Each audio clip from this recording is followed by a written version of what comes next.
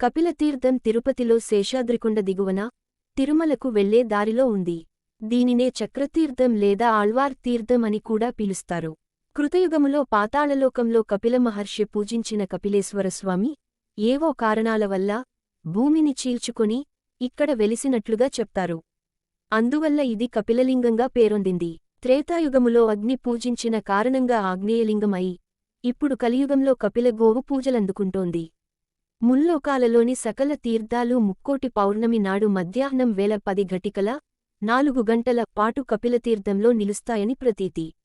ఆ సమయంలో అక్కడ స్నానం చేసి నువ్వు గింజంత బంగారాన్ని దానం చేసినా అది మేరుపర్వత సమాన దానంగా పరిగణింపబడుతుందని భక్తుల విశ్వాసం. కార్తీక మాసంలో వచ్చు కార్తీక దీప పర్వదినాన ఇక్కడ కొండపైన దీపం సాక్షాత్కరిస్తుంది. భక్తులందరూ కపిలతీర్థం వైపు దీప నమస్కారం చేస్తారు. ఈ ఆలయం తిరుమల తిరుపతి దేవస్థానము వారి ఆధ్వర్యంలో పనిచేస్తుంది. శివరాత్రి పండుగ, బ్రహ్మోత్సవాలు వైభవంగా జరుగుతాయి. ప్రపంచ ప్రసిద్ధిగాంచిన పుణ్యక్షేత్రం తిరుమల తిరుపతి. ఇక్కడ శ్రీవారి ఆలయంతోపాటు గోవిందరాజస్వామి, కోదండరామస్వామి వారి ఆలయాలున్నాయి. గొప్ప వైష్ణవ క్షేత్రమైన తిరుపతిలో ఓ శైవక్షేత్రం కూడా ఉంది. అదే కపిలతీర్థం. తిరుపతికి ఉత్తరంగా తిరుపతి కొండలకు ఆనుకుని అలిపిరి దిగువకు వెళ్తే మనోహరమైన ఈ తీర్థం కనిపిస్తుంది. ముఖ్యంగా వర్షాకాలంలో ఇక్కడ జలపాతంలో నీరు ఎక్కువగా ప్రవహిస్తుంది. ఇక్కడ కపిలేశ్వరుడు కామాక్షీదేవి సమేతంగా కొలువయ్యాడు.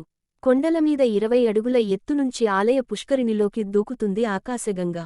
ఈ పుష్కరిణినే కపిలతీర్థం అంటారు. ఈ తీర్థాన్ని శైవులు కపిలతీర్థమని, వైష్ణవులు ఆళ్వార్ తీర్థమని పిలుస్తారు.